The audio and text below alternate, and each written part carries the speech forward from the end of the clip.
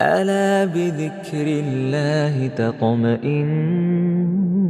القلوب. أعوذ بالله من الشيطان الرجيم. بسم الله الرحمن الرحيم. يوم نقول لجهنم هل امتلأت وتقول هل من مزيد وأزلفت الجنة للمتقين غير بعيد هذا ما توعدون لكل أواب حفيظ من خشي الرحمن بالغيب وجاء بقلب منيب ادخلوها بسلام ذلك يوم الخلود لهم ما يشاءون فيها ولدينا مزيد وكم أهلكنا قبلهم من قرن هم أشد منهم بطشا فنقبوا في البلاد هل من محيص إن في ذلك لذكرى لمن كان له قلب أو ألقى السمع وهو شهيد ولقد خلقنا السماوات والأرض وما بينهما في 6 أيام وما مسنا من لغوب فاصبر على ما يقولون وسبح بحمد ربك قبل طلوع الشمس وقبل الغروب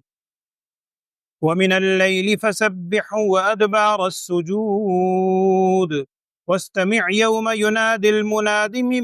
مكان قريب يوم يسمعون الصيحة بالحق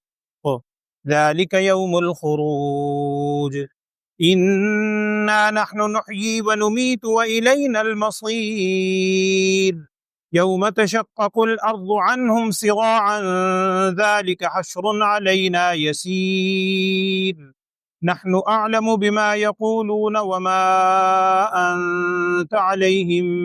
بجبار فذكر بالقرآن من يخاف وعيد. الله العظيم.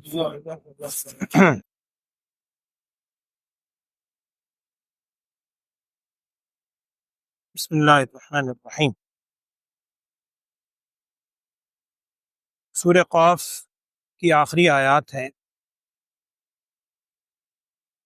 اس کے آغاز میں کفار مکہ کے ایک سوال کا ذکر تھا. وہ کہا کرتے تھے کہ اَإِذَا مِتْنَا وَكُنَّا تُرَابًا، کیا جب ہم مر جائیں گے اور مٹی میں مل جائیں گے تو کیا اس کے بعد ذَلِكَ رَجْعٌ بَعِيدٌ، ہم رجوع کیے جائیں گے، دوبارہ لوٹائے جائیں گے؟ یہ تو بڑی بعید بات ہے، بڑی دور کی بات ہے، ہماری سمجھ میں نہیں آتی. تو اس کے مختلف انداز سے اس بات کو سمجھایا گیا، یہاں بھی قرآن میں دیگر مقام پہ بھی. آج جو آپ نے آیات سنی ہے اس میں بھی قیامت کی منظر کشی کی گئی ہے. اور پہلی آیت کے اندر اللہ معاف فرمائے جہنم سے ایک مکالمے کا ذکر ہے. اللہ تعالیٰ فرما رہے ہیں کہ جس دن ہم جہنم سے کہیں گے، یوم نقول لجہنم، کیا اللہ تعالیٰ پوچھے گا جہنم سے حل امتلأت، کیا تو بھر گئی ہے، کیا تو بھر چکی ہے؟ وتقول، جہنم جواب میں یہ کہے گی حل من مزید، کیا اور بھی ہے، کیا کچھ اور ہے تو بھیجو، کچھ اور ہے تو بھیجیں. یہاں تو الفاظ مختصر ہیں، حدیث میں اس کی تفصیل آتی ہے، مختلف احادیث میں. بعض روایت میں الفاظ یہ ہیں کہ اللہ جل شانہ کی طرف سے جب اللہ بچائے بس اہل جہنم کا جہنم میں ڈالا جائے گا تو ڈالتے رہیں گے. جہنم کا تقاضا ہوگا حل من مزید، حل من مزید، حل من مزید، کچھ اور ہے تو بھیجیں، کیا کچھ اور ہے تو بھیجیں، جہنم میں اور ہے تو بھیجیں. اس حدیث میں آتا ہے کہ اخیر میں اللہ جل شانہ اپنا قدم مبارک جیسا اس کی شان کے لائق ہو. یہ متشابہات میں سے ہوتے ہیں یہ الفاظ، ہم قدم کو اپنے قدم سے اس کا تصور نہیں کر سکتے. اللہ تعالیٰ ان قدموں سے پاک ہے، لیکن چونکہ حدیث میں الفاظ ہیں کہ اللہ جل شانہ اپنا قدم مبارک اس پہ رکھیں گے، پھر جہنم کہے گی کہ بس بس بس بس اور رہیں. تو یہ ایک مکالمے کی کیفیت ہے کہ اللہ جل شانہ جب جہنمیوں کو جہنم میں ڈالیں گے تو وہ اہل وہ جہنم پکارے گی حل من مزید، حل من مزید، حل من مزید. اللہ جل شانہ کی طرف سوال ہوگا، اور یہاں تک کہ وہ کیفیت طاری ہوگی، پھر جہنم بھر چکی ہوگی۔ اور جہاں اہل جہنم کا تذکرہ ہے قرآن میں، وہیں ہر جگہ تقریباً اہل جنت کا ذکر بھی اس کے ساتھ آتا ہے۔ تو اس کے فوراً اگلی آیت میں کیا ہے؟ وَأُزْلِفَتِ الْجَنَّةُ لِلْمُتَّقِينَ غَيْرَ بَعِيدٍ، اور جنت متقین کے بڑے قریب کر دی جائے گی، یعنی ان کو انشاءاللہ وہاں جانے میں کوئی مشقت بھی نہیں ہوگی، چلنے کی قریب کر دی جائے گی، غیر بعید، کوئی بہت دور کی بات نہیں ہے، بالکل نزدیک ہوگی جنت متقین کے۔ اللہ ہمیں نصیب فرمائے، اللہم آمین۔ لیکن یہ نصیب ایسے ہی نہیں ہونی۔ قرآن نے یہاں آگے 3-4 صفات بیان کی ہیں کہ یہ وَأُزْلِفَتِ الْجَنَّةُ لِلْمُتَّقِينَ، یہ متقین کے جو جنت قریب کی جائے گی، کوئی بعید کی چیز نہیں ہے، یہ کن لوگوں کے لیے ہوگی؟ پہلے الفاظ کیا ہیں؟ ہَذَا مَا تُوعَدُونَ لِكُلِّ أَوَّابٍ، یہ وہ ہے جس کا تم سے وعدہ کیا گیا ہے ہر اس شخص کے لیے جو اواب ہے۔ اواب کا لفظی مطلب ہوتا ہے بہت زیادہ رجوع کرنے والا، مبالغے کا صیغہ ہے، آبا یعوبو سے، اللہ کے حضور بہت زیادہ رجوع کرنے والا۔ اور بعض روایات میں آتا ہے، حضرت عبداللہ ابن مسعود رضی اللہ تعالیٰ عنہ، دیگر صحابہ سے بھی الفاظ منقول ہیں،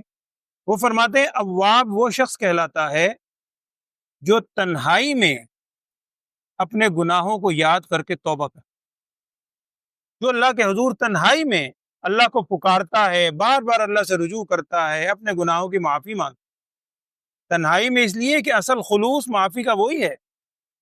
دوسروں کے سامنے اگر ہم معافی مانگتے ہیں یا رونے کی کیفیت بناتے ہیں تو اللہ معاف فرمائے، ممکن ہے اس میں ریاکاری آ جائے، دکھلاوا آ جائے۔ اصل خلوص وہی ہے جو تنہائی کے اندر اللہ کو پکارتا ہے۔ اور بعض حضرات نے یہ بھی لکھا ہے کہ اگر کوئی شخص اپنا معمول بنا لے،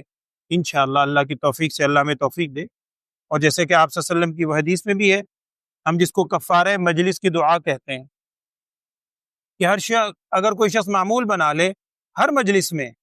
کسی مجلس میں بھی جب وہ بیٹھے، مجلس سے جب اٹھنے لگے، تو چھوٹی سی ایک دعا پڑھ لیا کرے، سبحانک اللہم و بحمدک اشہد ان لا الہ الا انت استغفرک و اتوب الیک، بس۔ تو یہ اس مجلس کا گویا کفارہ ہو جائے گا، کیونکہ انسان جب مجلس میں بیٹھتا ہے، چاہے وہ نیکی کی مجلس ہی ہو، قرآن کی مجلس ہی ہو، لیکن شیطان ساتھ لگا ہوا ہے، نہ تو ہم اس کا ادب ادا کر سکتے ہیں، نہ ہم نے اس کا حق ادا کیا، اور نہ معلوم زبان سے بھی کوئی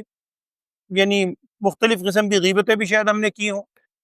تو ہر مجلس کے آخر میں اگر یہ دعا پڑھ لیں، سبحانک اللہم و بحمدک، بعد میں اشہدو بھی ہے، لا الہ الا انت بھی ہے، خالی اشہدو ان لا الہ الا انت استغفرک و اتوب الیک، اگر یہ پڑھ لے تو یہ بھی گویا ساتھ ہر مجلس میں گناہوں کا کفارہ ہوتا جائے گا۔ بہرحال اواب اسے ہی کہتے ہیں جو بہت اللہ کی طرف رجوع کرنے والا ہے اور بہت گناہوں سے توبہ کرنے والا ہے۔ تو یہ جنت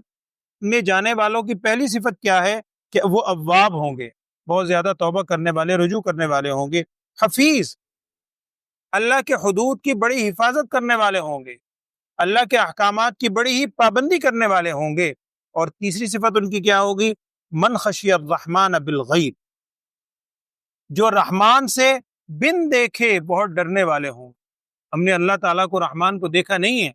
لیکن ہر موقع پر جب ذہن میں اللہ تعالیٰ کی ذات کا تصور آئے گا تو فوراً گناہ سے رکیں گے، فوراً توبہ کی طرف اللہ کی حضور رجوع کریں گے۔ تو بن دیکھے اللہ سے بہت ڈرنے والے ہوں گے۔ وجاء بقلب منیب، اور وہ لے کر آئیں گا ایسا قلب منیب، اس کا معنی بھی وہی ہے جو بہت زیادہ رجوع کرنے والا ہے، جو اللہ کی طرف بہت زیادہ رجوع کرنے والا دل ہوگا، وہ دل سے بھی بہت زیادہ رجوع کرنے والا ہوگا، رحمان سے بن دیکھے بہت ڈرنے والا بھی ہوگا، اور اللہ تعالیٰ کے حدود کی بڑی حفاظت کرنے والا بھی ہوگا۔ جس شخص کے اندر یہ صفات ہوں اس کے بارے میں یہ کہا جا سکتا ہے وَأُزْلِفَتِ الْجَنَّةُ لِلْمُتَّقِينَ غَيْرَ بَعِيدٍ هَذَا مَا تُوعَدُونَ، یہ ان سے وعدہ کیا جائے گا جو اللہ تعالیٰ سے بڑے ڈرنے والے۔ اللہ ہمیں یہ چیزیں نصیب فرمائے، اللہم آمین۔ پھر ان سے کیا کہا جائے گا؟ اللہ تعالیٰ کی طرف سے یہ مکالمہ ہوگا اہل جنت کے لیے، ادخلوها بسلام، تم اس میں داخل ہو جاؤ سلامتی کے ساتھ، ذالک یوم الخلود، اور یہ جو اب دن تمہیں نصیب ہو رہا ہے یہ ہمیشہ رہنے کے لیے، اب یہاں سے نکالنا نہیں ہو۔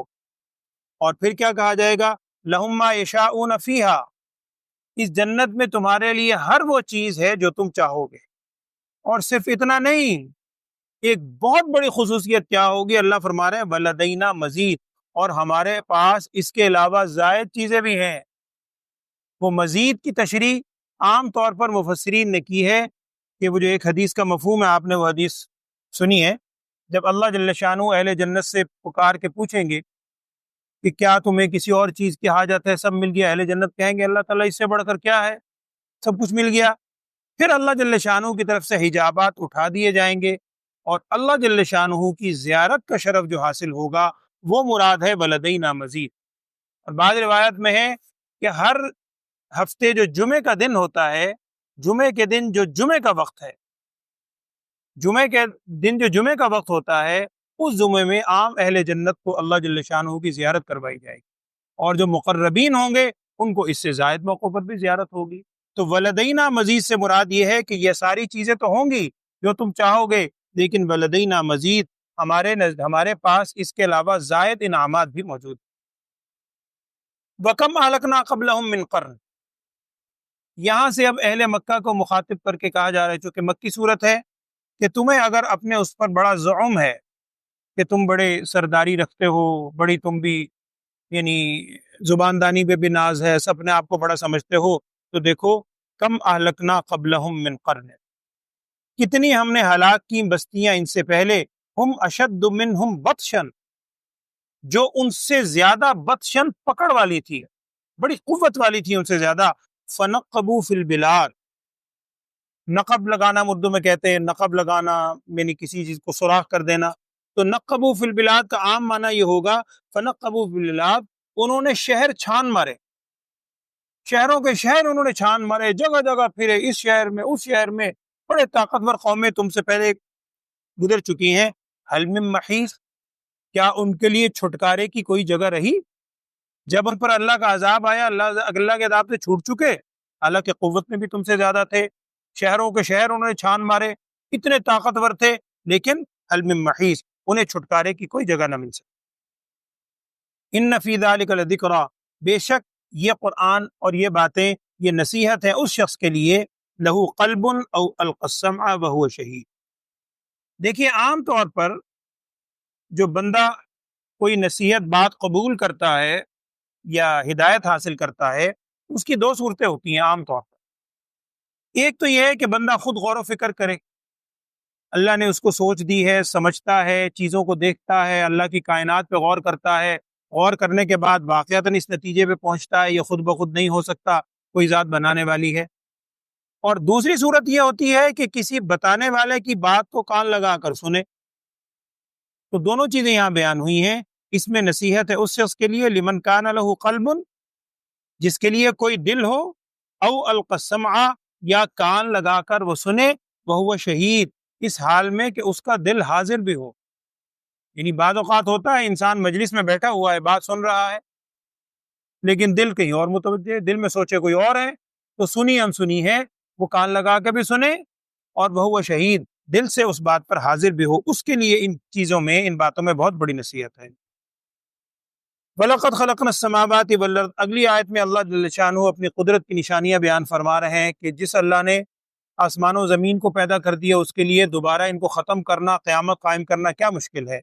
ہم نے پیدا کیا آسمانوں کو اور زمین کو اور جو کچھ اس کے درمیان ہے 6 دنوں میں۔ قرآن میں اس سے پہلے بھی کئی دفعہ یہ الفاظ آ چکے ہیں کہ 6 دنوں میں اللہ تعالیٰ نے اس کو پیدا فرمایا،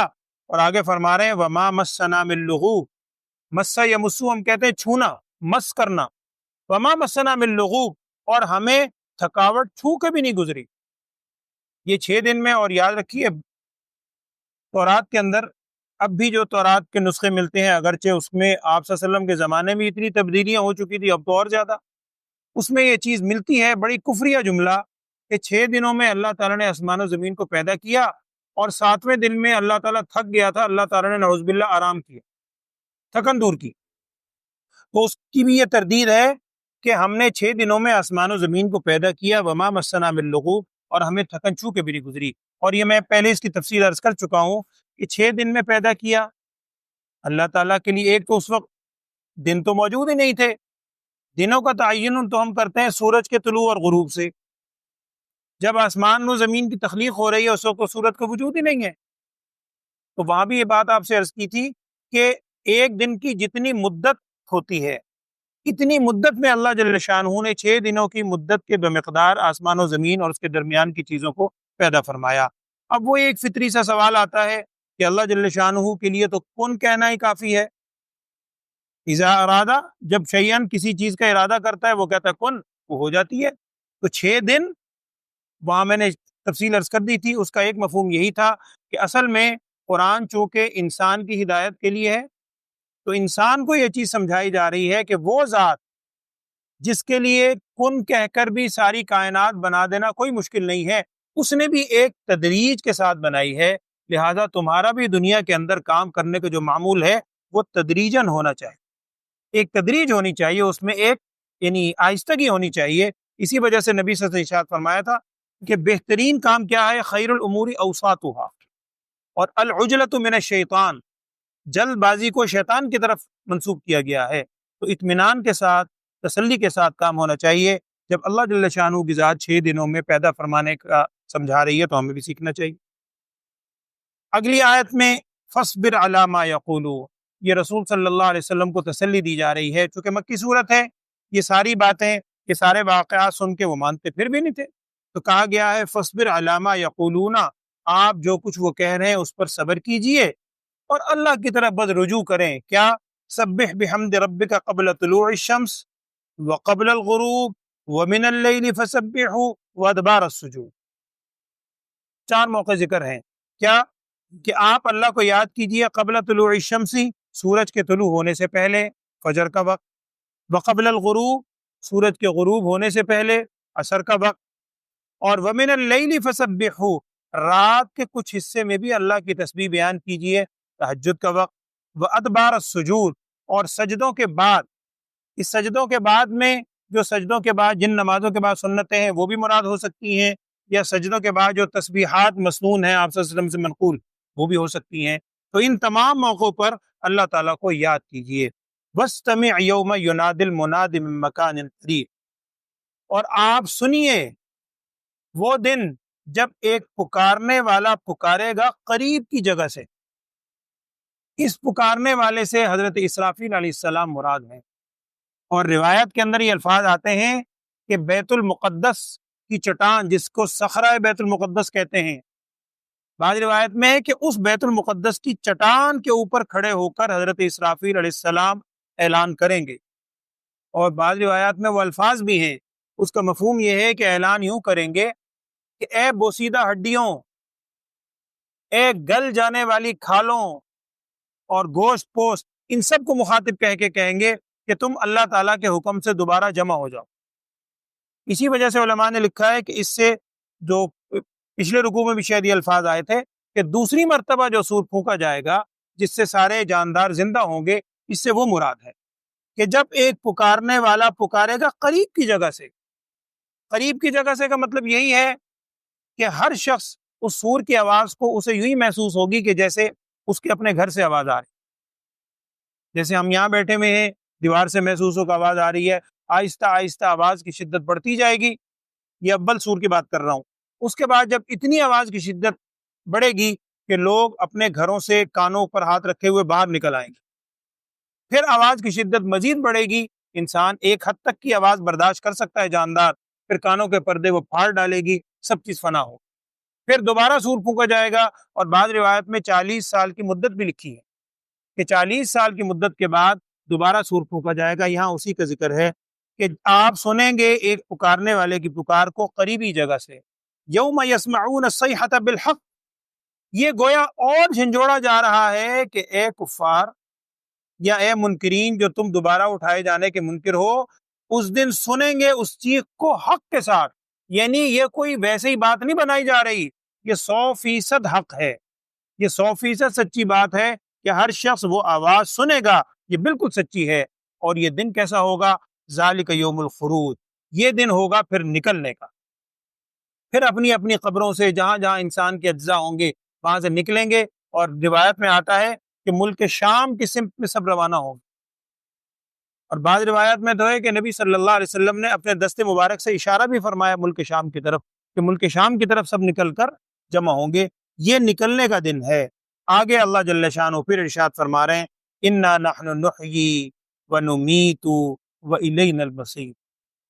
بے شک ہم ہی زندہ کرنے والے بھی ہیں، ہم ہی موت دینے والے ہیں، اور وَإِلَيْنَا الْمَصِيرُ، ہماری ہی طرف لوگوں نے لوٹنا ہے۔ کس دن کیا دن ہوگا؟ یوم تشقق الارض عنہم صراعا، جس دن زمین پھٹ جائے گی ان سے، یعنی زمین پھٹ جائے گی، وہ ہے نا قرآن میں اذا زلزلت الارض زلزالہا واخرجت الارض اثقالہا، اپنے سارے بوجھ اندر کے باہر نکال دے گی زمین، وہ زمین پھٹ جائے گی، صراعا، لوگ بہت تیزی کے ساتھ دوڑتے ہوئے جائیں گے، وہی میدان حشر کی طرف جمع ہوں گے۔ ذالک حشر علینا یسیر، اور اگر کوئی سوچتا ہے جی یہ کیسے ہوگا، اتنی بڑی کائنات، ہزاروں سالوں کے مردے، کوئی کہیں ہے، کوئی جانوروں کے پیٹ میں، کسی کو جلا دیا گیا، کچھ کیسے ہوگا؟ اللہ تعالیٰ فرما رہے ہیں تم اپنی سوچ کے حساب سے سوچتے ہو، ذالک حشر، یہ حشر کرنا ہم پر بڑا ہی آسان ہے، اللہ کے لیے کیا مشکل ہے؟ اللہ تعالیٰ فرما رہے ہیں ہم پر یہ حشر کرنا، جمع کر دینا بہت ہی آسان ہے۔ اور نحن عالم بما یقولون، یہ جو تم ایسی باتیں سن کے ہنستے ہو، مذاق اڑاتے ہو، نبی صلی اللہ علیہ وسلم کے سامنے بھی آ کے مذاق اڑایا کرتے تھے، کیا دوبارہ اٹھائے جائیں گے یہ ہڈیاں، بھربھری ہڈی لے کر آتے تھے، تو اللہ تعالیٰ فرما رہے ہیں ہم خوب جانتے ہیں جو کچھ وہ کہہ رہے ہیں، اور نبی صلی اللہ علیہ وسلم کو اس بات پہ پھر تسلی ہے وما انت علیہم بجبار، آپ ان پر کوئی زبردستی کرنے والے نہیں ہیں، آپ کا کام ہے پیار سے پہنچا دینا۔ قرآن میں دوسری جگہ بھی ہے نا لست علیہم بمسیطر، آپ ان پر داروغہ نہیں ہیں، آپ کا کام ہے پہنچا دینا۔ وما انت علیہم بجبار فذکر بالقرآن، آپ نصیحت کیجئے اس قرآن کے ذریعے اس شخص کو یخاف وعید، میں نے اس دن بھی عرض کیا تھا ایک وعدہ اور وعید، وعید بھی وعدہ ہی ہے لیکن عذاب کا وعدہ، آپ قرآن کے ذریعے نصیحت کیجئے اس شخص کو جو ڈرتا ہے اس عذاب کے وعدے سے، لیکن اس کا مطلب یہ نہیں ہے کہ جو نہیں ڈرتا اسے نصیحت نہ کریں، نصیحت تو سب کو کرنی ہے، لیکن اس نصیحت سے فائدہ کون حاصل کرتا ہے، اس نصیحت کو قبول کون کرتا ہے؟ قبول وہی کرتا ہے کہ جو اس عذاب کے وعدے سے ڈرتا ہو۔ اللہ تعالی ہمیں بھی ان باتوں کو سن کر قبول کرنے کی، عمل کرنے کی توفیق عطا فرمائے، اللہم آمین۔ ترجمہ پڑھیں۔ اعوذ باللہ من الشیطان الرجیم، بسم اللہ الرحمن الرحیم۔ یوم نقول لجہنم هل امتلأت، جس دن ہم کہیں گے جہنم کو کیا تو بھر گئی، وتقول هل من مزید، اور وہ کہے گی هل من مزید، کیا مزید بھی ہے، مزید ہے تو بھیجیں۔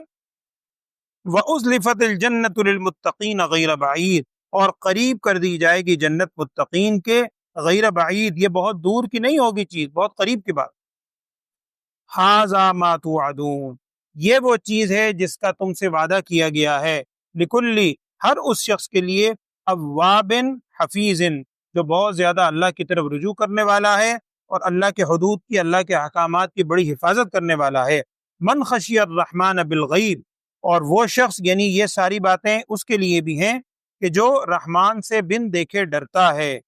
وجاء بقلب منیب، اور بڑا رجوع کرنے والا دل لے کر آئے گا اللہ کے حضور۔ ادخلوها بسلام، اللہ تعالیٰ کی طرف سے کہا جائے گا تم داخل ہو جاؤ اس جنت میں سلامتی کے ساتھ۔ ذالک یوم الخلود، اور یہ دن اب ہمیشہ رہنے کا، اب یہاں سے نکالے نہیں جاؤ گے۔ لہم ما یشاؤون فیہا، اس جنت میں تمہارے لیے وہ تمام چیزیں ہیں جو تم چاہو گے، اور ولدینا مزید، ہم پر اس کے علاوہ، ہم پر مزید ہمارے پاس بھی چیزیں ہیں، اور میں نے عرض کیا اس سے مراد اللہ جل شانہ کی زیارت ہے، اللہ ہمیں نصیب فرمائے، اللہم آمین۔ وَكَمْ أَهْلَكْنَا قَبْلَهُمْ مِنْ قَرْنٍ، اور کتنی ہم نے ہلاک کی ان سے پہلے بستیاں، ہم اشد منہم بطشا، جو زیادہ سخت تھی ان سے پکڑ کے اعتبار سے، قوت کے اعتبار سے، فنقبوا فی البلاد، انہوں نے شہروں کو چھان مارا، نقب لگا دی، جگہ جگہ بہت شہروں میں پھرے، حل من محیص، کیا چھٹکارے کی کوئی جگہ انہیں مل سکی؟ نہیں مل سکی۔ ان فی ذلک لذکریٰ، بے شک ان باتوں میں البتہ نصیحت ہے، لمن کان لہ قلب، اس شخص کے لیے کہ جس کا کوئی دل ہو، او القى السمع، یا کان لگا کر سنے، وہو شہید، اس حال میں کہ اس کا دل بھی حاضر۔ وَلَقَدْ خَلَقْنَا السَّمَاوَاتِ وَالْأَرْضَ وَمَا بَيْنَهُمَا فِي سِتَّةِ أَيَّامٍ، اور بے شک ہم نے پیدا کیا آسمانوں اور زمین کو اور جو کچھ اس کے درمیان ہے، ان تمام چیزوں کو 6 دنوں میں۔ وَمَا مَسَّنَا مِن لُغُوب، اور ہمیں تھکن چھو کے بھی نہیں گزری۔ فَاصْبِرْ عَلَىٰ مَا يَقُولُونَ، آپ صبر کیجئے ان باتوں پر جو وہ کہتے ہیں، وسبح بحمد ربک، اور اپنے رب کے حمد کے ساتھ تسبیح بیان کیجئے، قبل طلوع الشمس، سورج کے طلوع ہونے سے پہلے، وقبل الغروب، اور سورج کے غروب ہونے سے پہلے، ومن اللیل فسبحہ، اور رات کے کچھ حصوں میں بھی اللہ کی تسبیح بیان کریں، وادبار السجود، اور سجدوں کے بعد بھی یعنی نماز کے بعد بھی اللہ کی تسبیح بیان کریں، واستمع، اور آپ سنیں، جس دن یوم یناد المناد، جس دن پکارنے والا پکارے گا، من مکان قریب، ایک بہت ہی قریبی جگہ سے، یوم یسمعون الصیحۃ بالحق، جس دن وہ سنیں گے اس چیخ کو حق کے ساتھ، یعنی یہ چیخ قیامت کے بصور کی آواز بالکل حق ہے، سب سنیں گے۔ ذالک یوم الخروج، یہ دن ہوگا وہاں سے نکلنے کا، انا نحن نحیی ونمیت والینا المصیر، بے شک ہم ہی زندہ کرنے والے ہیں، ہم ہی موت دینے والے ہیں، اور ہماری ہی طرف لوٹنا ہے، لوگوں نے لوٹنے والے اللہ ہی کی طرف ہیں۔ یوم تشقق الارض عنہم، جس دن پھٹ جائے گی زمین ان سے، سراعا، وہ بڑی تیزی کے ساتھ بھاگتے ہوئے جا رہے ہوں گے حشر کی طرف۔ ذالک حشر، یہ حشر کرنا، علینا یسیر، ہم پر بڑا ہی آسان۔ نحن اعلم بما یقولون، ہم جانتے ہیں، خوب جانتے ہیں ان باتوں کو جو وہ کہہ رہے ہیں، وما انت علیہم بجبار، اور آپ ان پر کوئی زور زبردستی کرنے والے نہیں ہیں۔ فذکر بالقرآن، آپ نصیحت کیجئے قرآن کے ذریعے، من یخاف وعید، اس شخص کو جو ڈرتا ہے عذاب کے وعدے سے۔ اللہ تعالی ہمیں بھی ڈرنے کی توفیق عطا فرمائے، اللہم آمین۔ اللہم صلی علی سیدنا و مولانا محمد وعلی آل سیدنا و مولانا محمد وبارک وسلم۔ اللہم ارنا الحق حقا وارزقنا اتباعه، وارنا الباطل باطلا وارزقنا اجتنابه، اللہم وفقنا لما تحب وترضى، واجعل آخرتنا خیرا من الاولى یا ارحم الراحمین۔ یا اللہ، تو نے اپنے محض فضل و کرم سے ہمیں بیٹھنے کی توفیق عطا فرماتا ہے، ہمارے اس بیٹھنے کو قبول فرما، ہمارے اس پڑھنے کو قبول فرما، یہاں تک تو نے اپنی توفیق سے ہمیں اس منزل تک پہنچایا، قرآن پاک کی تکمیل کرنے کی بھی توفیق عطا فرما، اور اصل بیٹھنے کا جو مقصد ہے قرآن پر عمل کرنے کی، قرآن کی محبت ہم سب کے دلوں میں پیدا فرما۔ یہ انتہائی مقدس ایام گزر رہے ہیں، یا اللہ ہمیں ان کی بھی قدردانی کی توفیق عطا فرما۔ یہ عشرہ ذی الحجہ کے دن ہیں، آخری ایام ہیں، ان ایام میں اپنی بارگاہ میں زیادہ سے زیادہ خلوص سے عبادت کرنے کی توفیق عطا فرما۔ قربانی کی جو عبادت شروع ہو رہی ہے، ہم سب کو قربانی کی عبادت پہ خلوص سے کرنے کی توفیق عطا فرما۔ ہمارے بہت سے احباب اس وقت حج بیت اللہ کی ادائیگی کے لیے گئے ہوئے ہیں، ان کے لیے بھی دعا فرمائیں۔ اللہ تعالیٰ تمام حجاج کو امن کے ساتھ، سلامتی کے ساتھ، عافیت کے ساتھ یہ اہم فریضہ ادا کرنے کی توفیق عطا فرما۔ ہم سب کو بھی یا اللہ حرمین کی بار بار قبولیت والی حاضری نصیب فرما۔ وصلی اللہ تعالیٰ علی خیر خلقہ سیدنا و مولانا محمد وعلی آلہ و اصحابہ اجمعین، آمین برحمتہ۔